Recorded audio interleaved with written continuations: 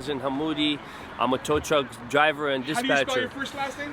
Y-A-Z-E-N, Hamoudi, H-A-M-O-O-D-E. Right. I'm a tow truck driver for Expedite Towing and a dispatch. You know, we received a call privately saying that there's an accident on the 8 heading west right before Fairmont Avenue.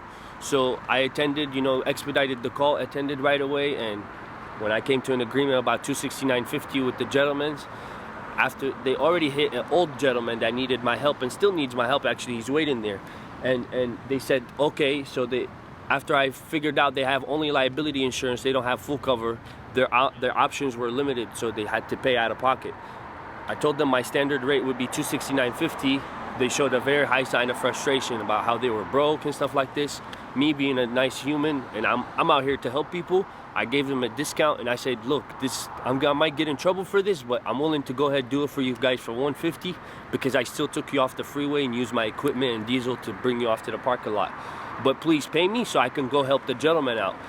They showed bigger signs of frustration, and after that, they kept bargaining with me. I'm like, look, listen, I'm gonna get in trouble. I don't want to lose my job. So as I was approaching my truck, he thought I was going to get the weapon. And that's when he went in his little fanny pack that he had right here. And man, at this moment, I didn't care what I saw or what happened. I just got in my truck and started driving. And I care about my life. I'm only here to help people. I don't want to get hurt, and I don't want to hurt nobody. Were they in the car with you when you were driving, or? They were in the car with me at some point, in the truck with me at some point, but when we got to the parking lot here off the freeway, they got out and they started, grabbing some things out of the car.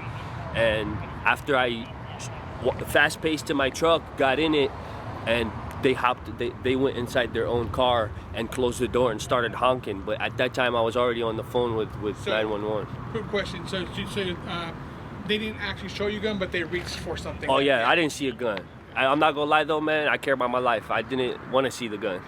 That was good enough for me. When I heard the word, man. I'm glad thank you're you, okay. brother. Thanks, Appreciate you. man. Yes, sir. Okay, so he was the one who was reaching a fanny pack.